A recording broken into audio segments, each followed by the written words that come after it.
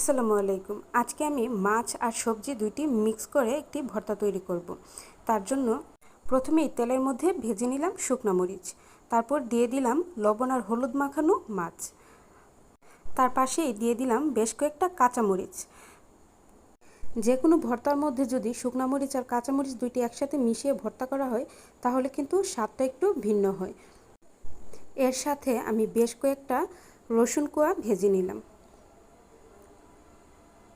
এগুলো ভাজা হয়ে গেলে তুলে নিব। তারপরে মাছ দুটোকে আমি একটু উল্টে দিব। দুই পাশে একটু ভালোভাবে লাল লাল করে ভেজে নিতে হবে। তারপর দিয়ে দিলাম আলু। আলুগুলোকে আমি গোল গোল করে পাতলা পাতলা করে কেটে নিয়েছি, যাতে করে ভালো করে ভাজা ভাজা হয়ে যায়। আলুগুলো যখন ভাজা হয়ে যাবে তখন আমি একটি কাঁটা চামচের সাহায্যে আলুগুলোকে তেল ঝরিয়ে তুলে নিচ্ছি। অনেক সময় দেখা যায় মাছের যে লেজের অংশটা থাকে ওটা কিন্তু কেউ খেতে চায় না। তার জন্য অনেক সময় আমি এটিকে রেখে আলাদাভাবে ভর্তা বানিয়ে নিই। মাছগুলো ভালোভাবে ভাজা ভাজা হয়ে আসলে এই পর্যায়ে আমি তেল থেকে তুলে নিব। তারপরে দিয়ে দিব আগে থেকে সিদ্ধ করে রাখা বরবটি।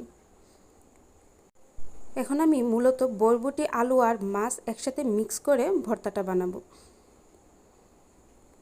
বরবটিগুলো হয়ে আসছে, এই জন্য আমি তেল থেকে তুলে নিয়েছি। আজকে আমি শিলপাটার সাহায্যে ভর্তা করব। শিলপাটার মধ্যে যে কোনো ভর্তা করলেই কিন্তু ভর্তার স্বাদ দ্বিগুণ হয়ে যায়। একে একে আমি মরিচগুলো বেটে নিলাম, তারপর দিয়ে দিলাম বরবটি। বরবটিগুলো খুব ভালোভাবে বেটে নিতে হবে। এরপরে দিয়ে দিব ভেজে রাখা আলু। আলু বাটা হয়ে গেলে এরপরে দিয়ে দিলাম মাছ।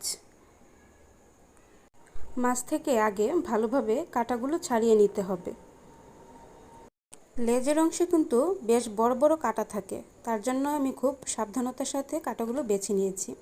এখন আমি সবগুলোকে একসাথে বেটে ভালোভাবে মিশিয়ে নিব। এই পর্যায়ে আমি ভেজে রাখা রসুনের কোয়াগুলো বেটে নিয়েছি।